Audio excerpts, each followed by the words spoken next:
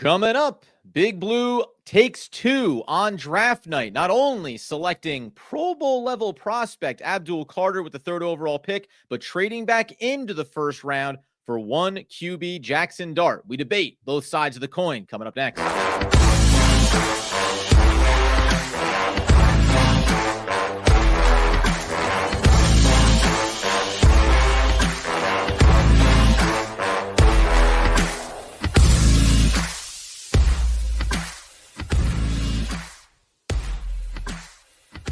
Yes, my friend, the One Giant Podcast, where you know that we are your host. Over here, Adam Armbrecht. Over there, Andrew Makowitz. We're healthy, we're wealthy, we're wise, and we're talking about opening night, round one. New York Football Giants. The Joe Schoen, Brian Daboll regime continues.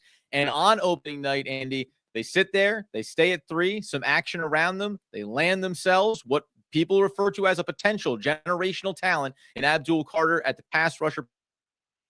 And then they get in late 25th pick overall, Jaxson Dart. They seemingly go and get the prospect that they believe can be a franchise quarterback for the New York Football Giants.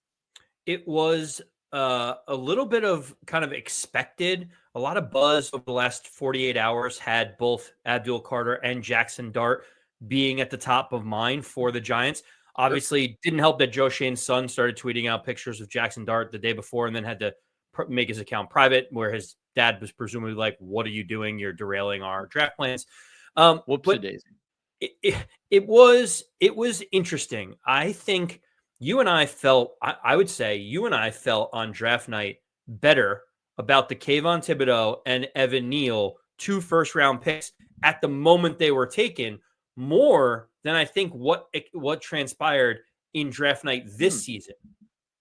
That's a really good way to frame it, right? Because as we say, even though Evan Neal hasn't worked out in the moment, consensus was this guy is going to be that type of cornerstone player for an offensive line. And you pair him with Kayvon Thibodeau and how we felt about it. Interestingly enough, there's a conversation to be had about how often the New York Football Giants in recent drafts have taken 2 players in the first round and where those players are today as we stand. So there's certainly something to be said there. I think, listen, first and foremost on the Abdul Carter pick, it's funny because the Giants, we knew were going to be able to sit there at 3 and either get Abdul Carter or Travis Hunter. Now, the Browns end up making a big trade, stepping back to 5, allowing the Jacksonville Jaguars to trade up to the 2nd overall pick. Browns get another first-round pick in that process, something that'd be very interesting to watch from their standpoint. But the Giants get the guy. And I think what waters it down a little bit is that had, as you mentioned, as we got closer to the draft, it was kind of assumed that either Cleveland was taking Travis Hunter, and you start to hear the rumblings about them being willing to trade out, but ultimately Abdul Carter was going to be there. And he's an amazing player, and it's only going to add more value to this defense, and it's going to make it an incredibly exciting watch when you look across that front and Dexter Lawrence and Brian Burns and still Kayvon Thibodeau, and Joe Schoen came out and said, "Oh, we want him here. We're picking up his 5th-year option." So at least in the short, these guys are going to be there. They added pieces in the offseason as well.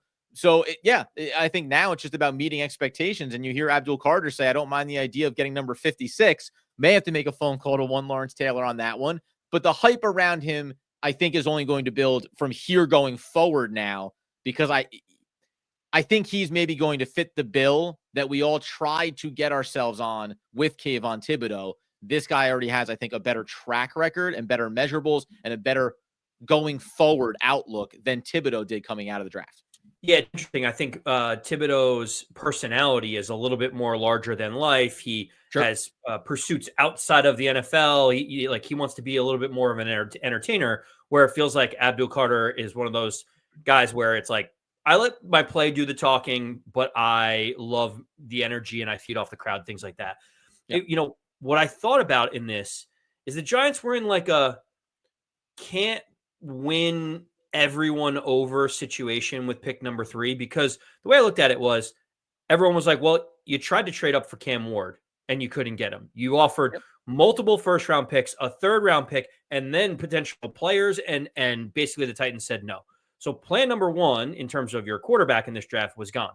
Plan number 2 and 3 in terms of Aaron Rodgers and Matt Stafford were long out the window for that too. So it feels like, it was like, good try, Joe, but you can't get up there to be able to get him.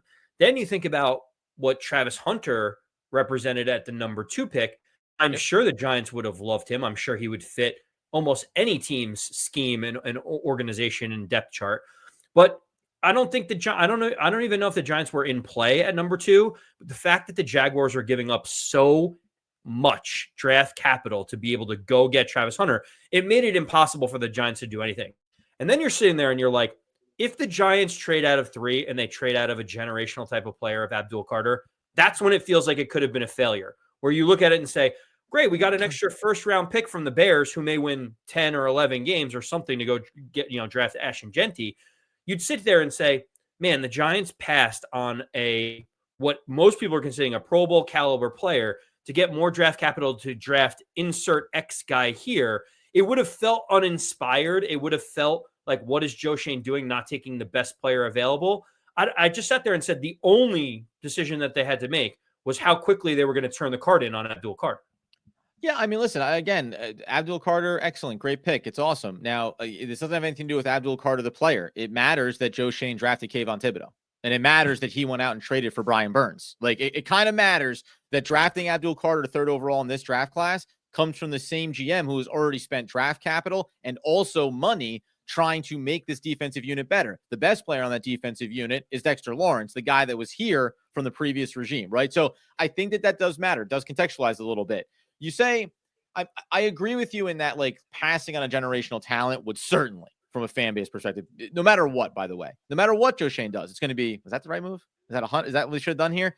And again, when you contextualize it through the idea that Jacksonville was willing to come up for a player like Travis Hunter, two-way play really matters for them. You get value on both sides of the football.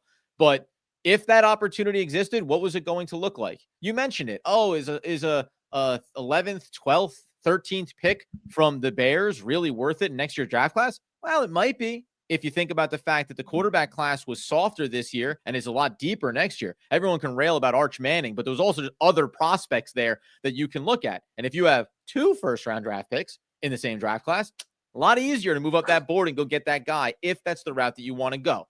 All that to say, Abdul Carter may work out great. And I think what's nice about that pick is that no matter what happens with Joe Schoen and with Brian Daboll, the Giants fan base and organization feels like you have a cornerstone defensive player that's going to be here for years, right? That's what's nice about that. When we turn our attention to the QB selection and the later first round, that's where I think it gets a lot more far afield and where I think you and I are going to offer 2 sides of this in terms of what needed to be done, could have, should have, would have done. Yeah, the last notes on Abdul Carter, you couldn't have a replication of what happened when the Giants traded back and the Dallas Cowboys took Micah Parsons and the Giants end up getting Kadarius Toney as the consolation prize. How did that work out for the Giants? People still talk about it to this day. You passed on a generational talent like Micah Parsons, who also happened to go to Penn State, who also is a generational type talent. It felt like the Giants just could not afford to make that decision twice.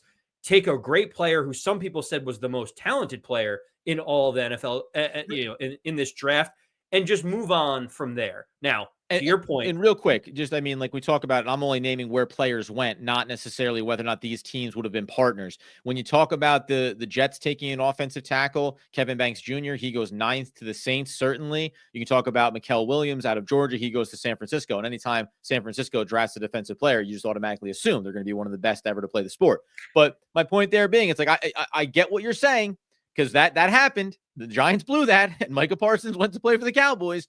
But the other side of it is, like, you can look and think about the other versions of this. And there are teams around the league, and the Jets, I mentioned them specifically because they went out and they obviously got Justin Fields this offseason. But what they turn around and do with their first pick, they said, let's just keep making our offensive line better. And we've talked about this last year and last offseason and all year long. Joe Schoen feels like he went out and invested in the offensive line. Some of it worked out, some of it hasn't. And there's still going to be, whether it's Russell Wilson, Jameis Winston, or Jaxson Dart, there's still going to be questions about how this offensive line performs. So always those conversations certainly to be had, and those are ones that we'll continue to have as the draft rolls on, because in the end of the first round, the Giants make a trade up to 25.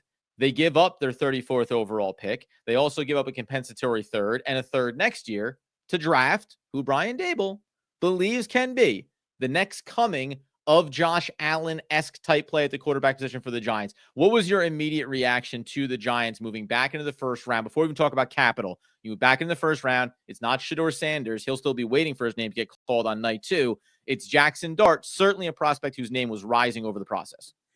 My first initial thought was those internet rumors of the Giants liking Jaxson Dart are true. Like, whoever had that first and however it got out like 2 or 3 days ago, it was true. I mean, the Giants spent draft capital to move up to get their guy when Shedeur Sanders was still on the board. So clearly, it wasn't just we'll take whoever that falls to us. It was we are actively moving up with multiple options on the board, and we are deciding to take Jaxson Dart. So my first thought was like, wow, I can't believe all the scuttlebutt that was going on the internet was actually true on this one.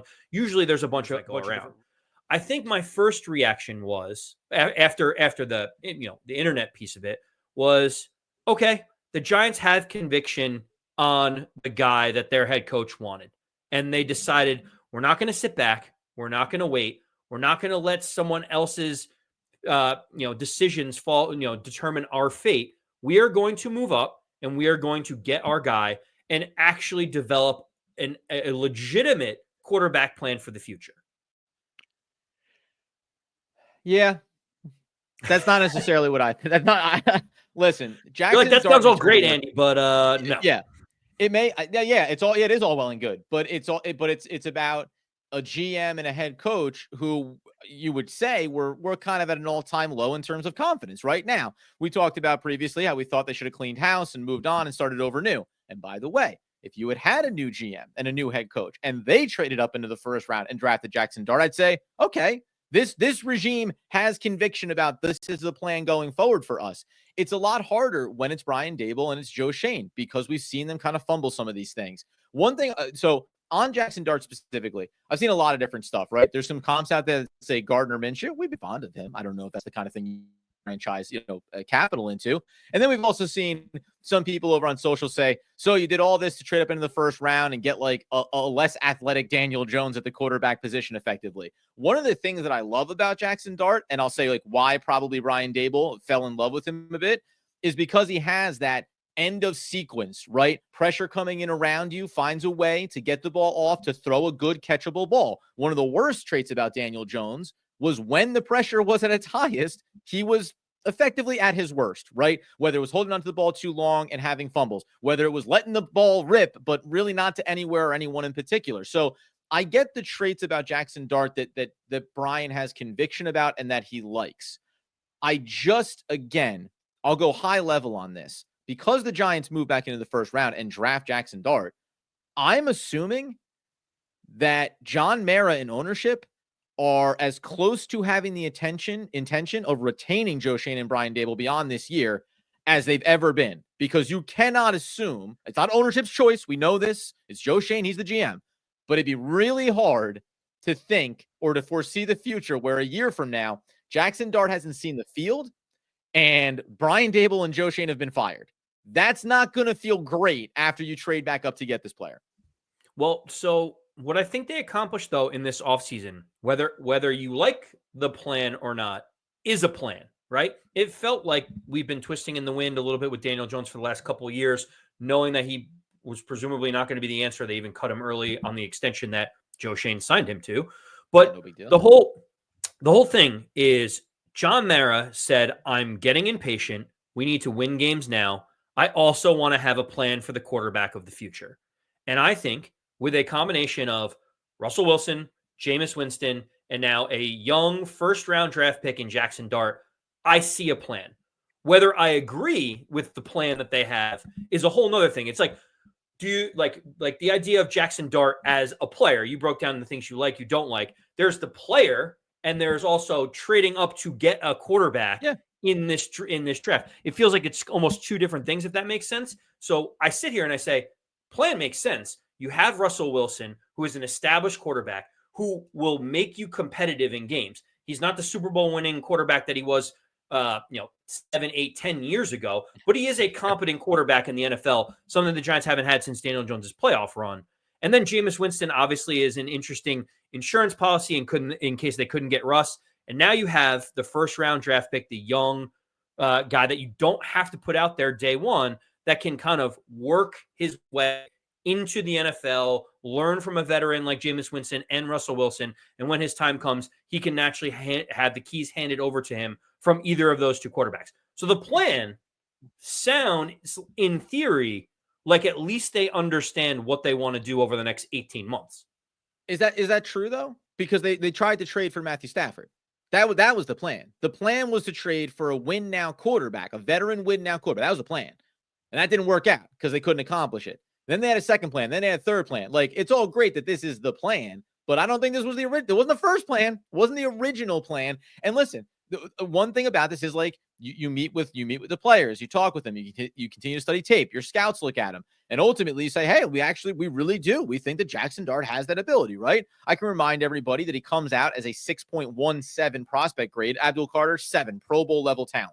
6.17 for Jaxson Dart. That's a good backup with the potential to develop into a starter. Now you turn around and say, well, Brian Daboll is the exact kind of guy that's going to develop him into a starter. He's going to make the most out of him. There's been some statistical evidence that he has not been great when he does not have Josh Allen as his quarterback, whether as a head coach or as a coordinator. So I have concerns around it. That's my only thing here. My only thing is that because you saw how many different swings they took this offseason to do something else, it makes me question that this was the plan they have now and a plan they're actually really excited about. And here's the bummer about it.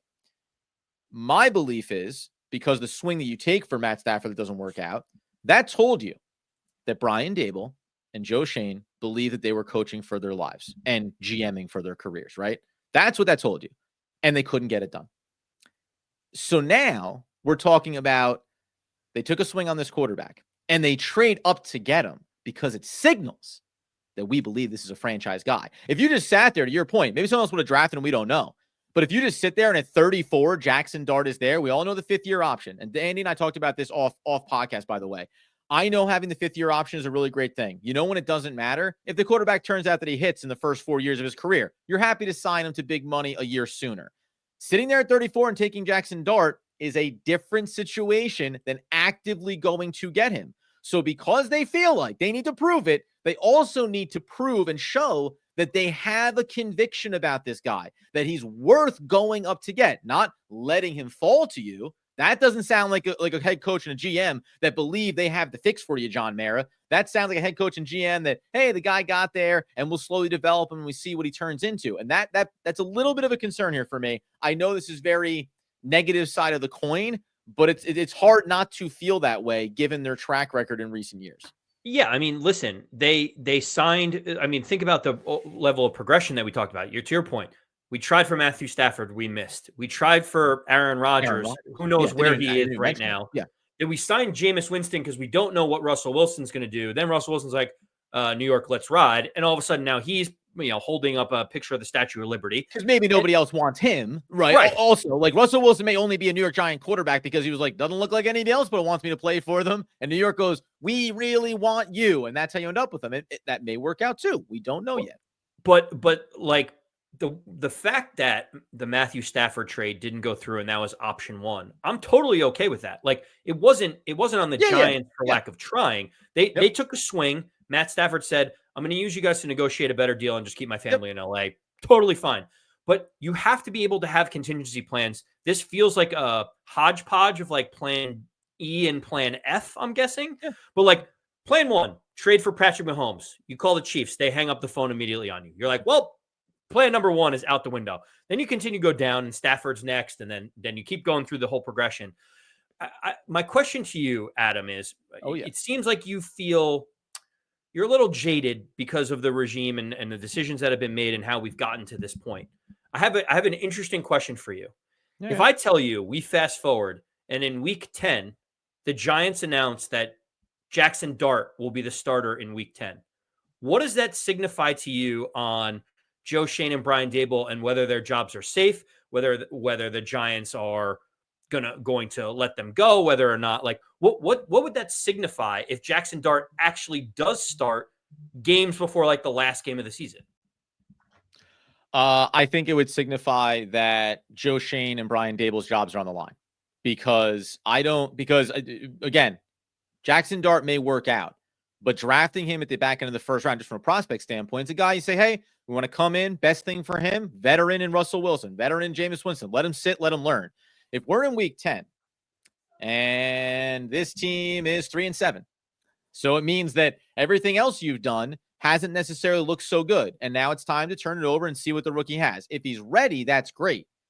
But if it's because we need to show this rookie quarterback so that ownership says, oh, good, he looks like he's going to work out, we're going to bring you guys back. It's bad on two fronts. It's bad because it means things aren't going well. And it's also bad because it means even if Brian Daboll and Joe Schoen aren't going to be the ones that are here to develop Jaxson Dart, you may be fast tracking his timeline before he's ready to take the field. And you don't want to stunt a young player's development by throwing him in before he's ready. The only scenario where I think that would be exciting and where I go, hey, this is all actually working out is kind of, let's harken back to another Ole Miss quarterback's time with the New York Football Giants, where the Giants were having a decent season with Kurt Warner, where the record was not terrible, but they made the choice to go to Eli Manning because he was ready, because they wanted him to get some of those lump reps out of the way and go into the following season that much more prepared and experienced. And so they pulled the trigger on it. So if 10 games through the season, maybe the Eagles are running away, or the Washington Commanders have clearly established themselves atop this division, and we know we're not playing for the playoffs, and you're 4-6, and you say, we're going with Jaxson Dart because he's shown enough. He's gotten the reps. He's been in the film room, and it's time for him to see the field. Then I would feel about it differently. And then, of course, those last 7 games would determine exactly what I think about Brian Daboll, Joe Schoen, and the process they went through. Yeah, it's just funny because the more you think about it, they make this big swing for Jaxson Dart. The best job security for Joe Schoen and Brian Daboll is for Russell Wilson to start every game this season, right? Yeah. Is that? I mean, because if you think about it, if Russell Wilson starts every game, it means that the Giants were competitive and they need the veteran quarterback to actually still win football games. Do you right? think that do you automatically say that right now today that Russell Wilson is far and away a superior quarterback to Jameis Winston? I don't know if I would say far and away, but I feel confident in saying that Russell Wilson is a better quarterback than Jameis Winston right now. How are you going to feel if this offseason at some point you hear that Jameis Winston is looking a little sharper in camp than Russell Wilson? So you're going down a different path that I also believe is that either Russell Wilson or Jameis Winston needs to be traded before week 1 of the NFL season starts. You can't have Jaxson Dart be the 4th string guy after being a first rounder with no opportunity in sight to really be able to start. I think a guy like Jameis Winston, if Aaron Rodgers decides he doesn't want to go to Pittsburgh and Pittsburgh has no plan, could Jameis Winston get traded there for $5 million and be a stopgap for them? Maybe. Could Russell Wilson get traded back to them? Maybe. I don't know, but I feel that Russ gives a better chance for the Giants to win games now. I think Jameis Winston we cannot go into the draft with only Tommy DeVito on our roster because that would be an unmitigated disaster. Feels like he was an insurance policy. You have to think that by week 1 of the NFL season, the quarterback room will be one less than what it is today. At least that's my hypothesis after going up and getting Jaxson Dart in the first round.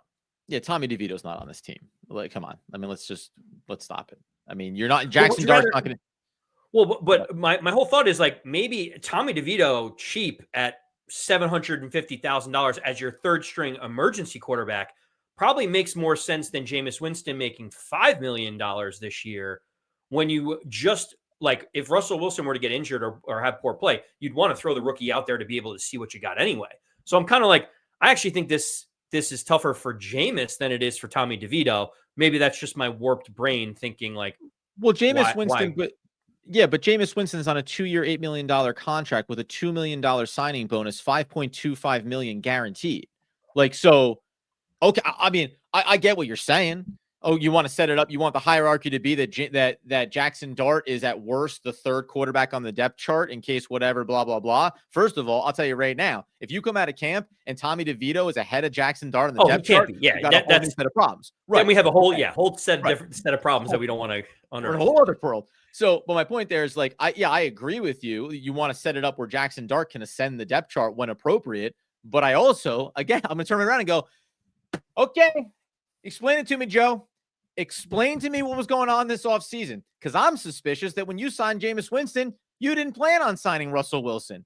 I'm suspicious that when you signed Russell Wilson, you weren't planning on drafting a quarterback. I'm suspicious that up until maybe 2 days before the draft, you suddenly came to this point where Brian Daboll, and I'm not even knocking him for it, was pounding on the table saying, I can turn this kid into a guy that can be a Josh Allen type of player. And that's awesome. You want that conviction. But again, I'm going to keep coming back to when we turn around, look back at this room, and they re-signed Tommy DeVito as well for very minimal money, but they did bring him back. I turn around, look at the QB room, I'm like, I don't even know if any 4 of these quarterbacks were a part of the vision that the Giants had at the end of last season. They weren't like, put it up on the board, boys. I want to see Russell Wilson, Jameis Winston, Tommy DeVito, and Jaxson Dart. I'm thinking this is the kind of mix that leads to success for Big Blue in 2025-26. I tend to agree with you that this was not the plan at the beginning. This was certainly not the plan to have this hodgepodge misfit character group as the quarterback room. What I will say, though, is after all of the dust has settled and we now have these 4 quarterbacks on the roster, yes. I look at it and say, do the Giants have a better quarterback room than maybe 10 of the teams in the NFL right now? Like, are they kind of like at the tail end of the bottom third? Like, where would the Giants quarterback room, now that they like this is the quarterback room the Giants are going into week 1 with? Okay. The question is, would you rather have Pittsburgh's room, which has Mason Rudolph and Skylar Thompson? Would you rather have the Saints room, which has an injured Derek Carr and nothing going on there? If you go down the list of like teams in the league right now, Andy, you're listing some of the, the teams that are in the biggest hole right now. You're not asking the question, do they have a better QB room? Would you rather have Buffalo's QB room? Yes. Miami's? Yes. New York's? Probably, although they didn't draft the rookie quarterback, but if they had, it would make you feel different. You'd rather have New England's. You'd rather have Baltimore's. You'd rather have Cincinnati's. Cleveland's. There's a conversation, though. Suspicions are they may just draft one Shedeur Sanders in the second round. You'd rather have Houston's. You'd rather have the Colts, even though it is former Giant Daniel Jones and Anthony Richardson. No, I disagree. Yes, you would. Oh, yes, you would. But we had Daniel Jones, and then we got rid of him. I'm not saying I want Daniel Jones, but right now, if you said apples to apples, I mean, I'll put it this way: it'd be debatable to say because Russell Wilson, whatever, versus Jaxson Dart versus Anthony Richardson. I mean, that's really the conversation you're probably having there. Yeah. So that's fine. You're right. So put that one as a mark even. But my point here being is Kansas City, LA, Denver, Vegas, Philly, Washington, Dallas, Detroit, Minnesota, Green Bay, Chicago. It's almost all. I would pressure you to give me 5 teams that you would rather have the Giants QB room right now. Then you said 10. You give me 5, and I guarantee as you get to 6 or 7, because you're bullish on it, I guarantee we'd say, well, at best, we're debating those. Yeah, no, certainly there's a bunch of rooms that are up for debate. You mentioned, one that you mentioned was Miami's room. Like, I think Tua is a pretty accurate quarterback, and I think he's a decent quarterback, but he's also making $53 million this year, whereas the Giants room combined makes $23 million. And so it's like, would I rather have $53 million of Tua or $23 million of what the Giants have? Would Miami rather have the Giants QB room right now than Tua at $53 million? The answer is no. Come on, the answer is no. Come on, stop it. The answer is no. The answer is no. And I'm not telling you I love Tua. Dak Prescott at 60 million. Dak Prescott at 60 million versus the Giants at 20. Like, could different conversation. What could you do with 40 million? Okay, but let's have that conversation. Who else do they have on their roster? They now have Joe Milton, who they traded for from New England, and we talked about whether or not that'd be a good player to have in your back pocket. So cost matters here, 100%. But if we're just talking about walking into the season, and these are probably 2 different avenues. If we're just talking, and then we got to talk about this, what the Giants do the rest of this draft here. Although they're not picking on the second round, so nothing to worry about there. If you're talking about cost, that's certainly a factor. But you're walking into the season. It's not just skill level for skill level. Yeah. If we're talking about ability to go out and have your team be competitive and win football games, well, you're taking Dak Prescott over Russell Wilson. You're taking Tua Tagovailoa over Russell Wilson. Like that's what I'm saying. You look across the board here, you're going to be taking those quarterbacks. Doesn't mean if you said, do I want Dak Prescott at $60 million? No, I don't want Dak Prescott at $6 million. He's a better quarterback than Russell Wilson. Like, that's what we know. Doesn't mean that that if I was going to the playoff game, I might still say, I don't know, maybe Russ has something in the tank for one playoff game and Dak's proven to be suspect, but Dak Prescott's far more likely to get me the playoffs. Russell Wilson's far more likely to get benched, to unbenched, rebenched, to debenched, right? Like, it's fascinating to me. What I will say is, and you mentioned this, or I think you did, the Giants QB room is significantly better than it was. Correct. Yeah, that was the illustration. It wasn't to bash other quarterback rooms. It was to say The Well, Giants were a Andrew, tire you fire. shouldn't have started comparing them. You shouldn't have started Well, comparing them if you didn't want to match them. I think there's Compare them to last year's Giants QB room and ask me that question. I go 1,000 times out of 1,000. I'll take this year's QB room for the Giants over what they had. Yeah. Think of Tommy DeVito, Drew Lock, and Daniel Jones Yeah. versus Russell Wilson, Jameis Winston, Jaxson Dart as a first round draft pick, and Tommy DeVito as an emergency four string. It feels like it may not have been the plan, but at least the plan that has come together makes the Giants more formidable at the quarterback position. Where they fall in the rankings, obviously, as you can tell from listening to both of us, is definitely up for debate.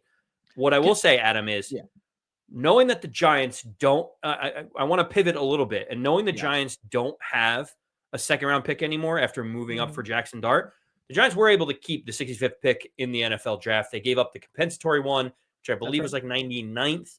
So they kept the lower pick in the third round to be able to make a move.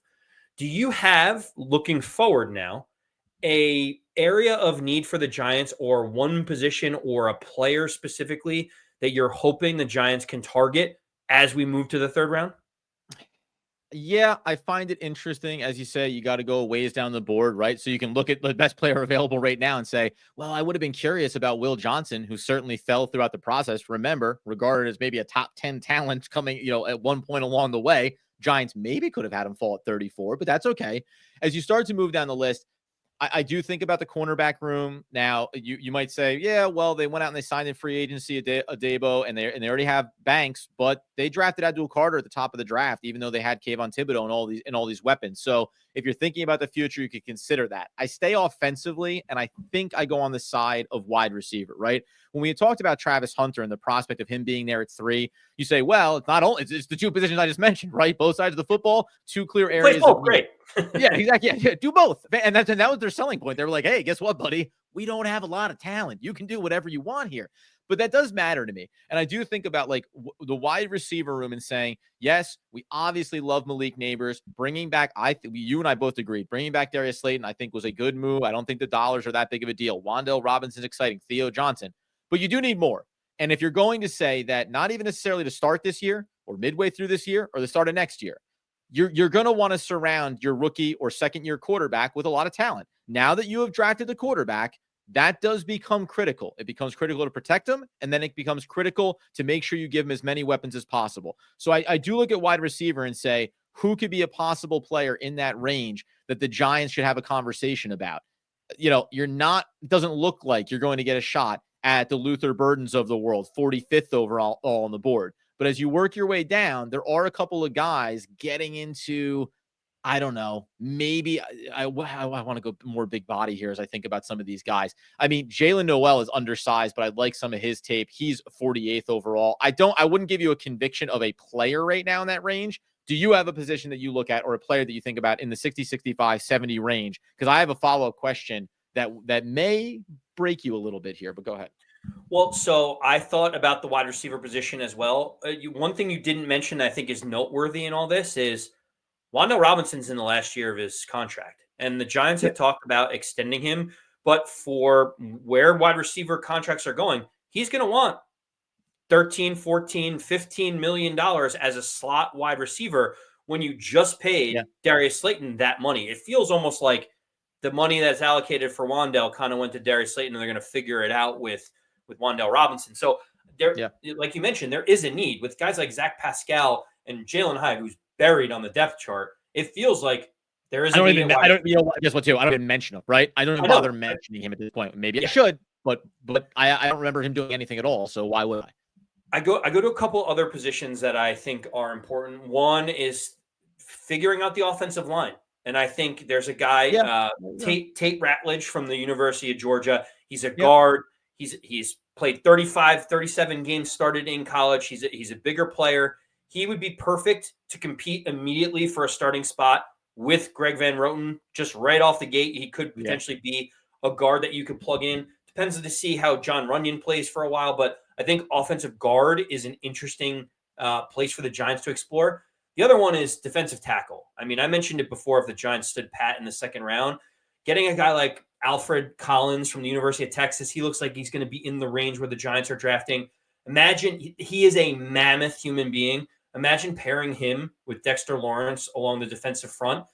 The Giants would arguably have the best defensive front and edge rushing tandem in the entire NFL at that point. And so I'm all about doubling and tripling down on your areas of strength to be able to say, like, we are committed to this being the best part of our game. It's what's made the Philadelphia Eagles great. You're like, why'd they draft Jalen Carter when they have all of these other defensive linemen? 2 years later, Jalen Carter's one of the best D linemen in the NFL in this game right now. So those are a couple. Obviously, you could go to things like running back. One of the guys that's going to be right in the range of where the Giants are going to be drafting is Caleb Johnson, who was in the backfield with Tyrone Tracy Jr. at the University of Iowa. You could get some consistency and continuity between the two of those getting back together. So I think, the Giants have a lot of holes to fill, Adam, as we've talked about ad nauseum. It's why they're not a very good football team. And I look at things like offensive guard, defensive tackle, running back as different areas that the Giants need to upgrade at some point in the draft. Why not the third round? Yeah, third round's too early for running back for me. Not that there aren't talented pieces, and I like making connections from college and bringing them to the pros. I like you're talking about with offensive linemen. Listen, like even if it's not about, because the thing I would actually point to whether or not Greg Van Roten can hold up as a veteran guard, but I just like the idea of like you have some guys, right? John Runyon Jr. included. It's like these guys aren't going to be here 2 years from now, so you might as well. You've taken your shots before. Most of them haven't worked out. Keep taking shots because you got to develop guys in the background. Otherwise, you'll turn around another year or two from now and say, oh, well, now Andrew Thomas, he's at least getting older and he has his own injury concerns. You're going to look across this line. We still don't even know for sure that John Michael Schmitz is going to be the starting center for this team for the long term, right? More of a question mark than he is an answer. So I don't mind that at all. I'll actually throw out, I want to make sure that I remember, Miles Frazier, who gets he's somewhere like 90 to 100 guard out of LSU. I like him a lot. Ironically, you don't have that 99th pick anymore. That might have been a nice slot. Here's what I'll throw out to you before we get out of here, because I find this fascinating. If you were sitting here and I said to you that the Giants didn't trade up into the first round to get Jaxson Dart, and so now we're just talking about what are they going to do next? How are they going to build out their team? Let's assume maybe they take defensive tackle. You talked about that at 34 when they still had that pick, doubling down. You like it even still going back into the third round. But if I was sitting here and I told you that we don't know where Jalen Milroe is going to go. Right now, he's 81st overall on the big board. I'm not saying he's my guy. I can go down to Kyle McCord, who's listed at 105. And I just wanted to pose this question because the Giants gave up a third-round pick next year, a compensatory third, and their second.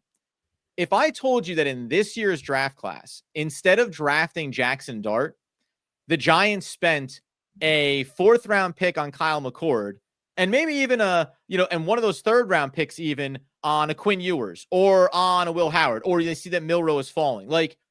If I painted this scenario where the Giants brought in two rookie quarterbacks and just said, hey, we like their traits and we're going to try to develop both of them and we hope to hit on one.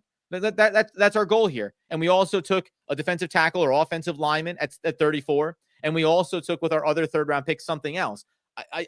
Teams don't often do this for a reason. It feels more like you don't know what you want when you take two. But in a weak prospect class, I wondered about painting that scenario where you still have your third round pick next year and you still were able to add a top end talent at 34, not quarterback related. So I don't necessarily prefer drafting two of them because if you have half of one and half another, you don't really have a full quarterback is kind of the way that I think about it. If you're like, hey, let's put this guy in the third and then in the fourth, because we don't believe in the guy in the third and we don't believe in the guy in the fourth either. So that's a little bit of a challenge.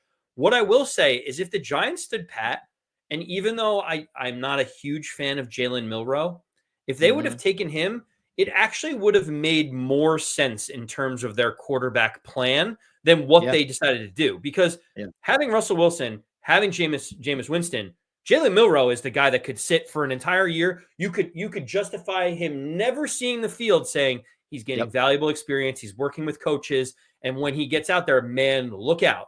Instead, they drafted Jaxson Dart, who seems to be a little bit more polished, more ready to play now, and they already have two quarterbacks on the roster that you would start over him immediately if you needed to win a football game tomorrow. So I think it's a little strange that, I'm not a huge Milroe fan, but if you were going to develop someone and have him sit, he seems like the perfect type of prospect to be able to do that. And if you sat there at 34 and said, we're taking Jalen Milroe, he's there at 34, we're taking him. Okay, so we didn't lose our third round pick, our compensatory third, and we didn't lose our third next year. So that means I have 65 and 99 to go and improve this team in different ways. That's what I think is fascinating about all this, right? Jaxson Dart may work out. You have to trust the idea that when a organization decides to move up to get that guy, it's because they have a belief in him. But I don't love Milroe as a prospect, but as a prospect, everyone says he's got all this raw ability. You just need time to refine him. And if this was 2 years ago, and it's Brian Daboll and Joe Schoen, I bet they do take that path. They go, yeah, a couple years to develop this quarterback, and we'll get him ready to go. And that comes right back to the top of this. The choices that are being made are not solely being made on how do we build our best football team? How do we prepare for the future? It also has this dose of you need to prove that you've improved this football team and that it's ready for the future.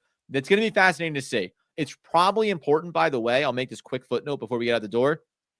The Giants cannot be a top 7 drafting team next year, because if they are, it's going to be the conversation about that QB class and how deep it is and whether or not you should be looking there. And again, when you trade up into the first round, I don't think if next year you're drafting 3rd overall, you move heaven and earth to get to number 1. It's going to be Arch Manning. I don't even give a crap that I drafted Jaxson Dart. It means nothing to me, but it'll mean something to the organization. It'll mean something to John Mara. It'll, you spend money like this, even if it's only a couple thirds in a second, it still factors in. So this team better be reasonably competitive this season, even with a brutal schedule, because otherwise there's no way to look at this organization with Joe Schoen at the helm and think, and Brian Daboll as head coach, that they are capable of leading this team into the future, even if you think Jaxson Dart is going to work out. Yeah. At the end of the day, I don't think this team can be a 3-win team. I don't see how this team is a 3-win team this year. And I could certainly eat my words very, very quickly if the Giants end up getting out to a very, very slow start. But with what they've done in free agency on the defensive side of the ball, with drafting Abdul Carter as another pass rusher, with competent quarterback play in Russell Wilson and Jameis Winston, I'm with you. Like, I can't even fathom how the Giants would be picking number 3 overall again in next year's draft. And that would just, if they did, that would signal that everybody's gone. We're cleaning house. Jaxson Dart was a wasted pick. We put a bunch of draft capital towards him that we're never going to see as well. And the Giants have to start this whole thing over again with a whole new regime. You better believe it. By the way, 6 wins, that would be the benchmark per tankathon. 6 wins would make you the 11th overall pick with the San Francisco 49ers this year. I think that that's the requirement. You need to be outside the top 10 to justify the decisions that have been made and the process that it looks like going forward. Anything underneath that, it's probably going to be a clean house scenario, and even maybe a spark from Jaxson Dart towards the end of the year won't save the jobs, specifically of the GM. Maybe Brian Daboll lives on the fact that he forced his way into that first round to get his franchise QB. Hey, guys, the Giants are going to draft eventually in the 3rd round, and we'll see what they do there. It's going to be interesting, and as we always say, you don't know immediately, but we will get a sense of what positions have been filled out, what has been secured. Abdul Carter is awesome, but the Giants had a lot of players on their defense. They have other areas of need. Check out the draft over the course of the weekend. We'll talk next week about where we think this team stands with a difficult schedule coming up this season, veteran quarterbacks in the room. Did they improve enough to think that they can compete and potentially win more games than Daniel Jones was capable of leading into a year ago? Until next time, though, you get us over on YouTube, guys. Subscribe, like, share. And I think, as always, as Andrew Mackowitz would want, need, and nay, demand the people know. As always, let's go Big Blue.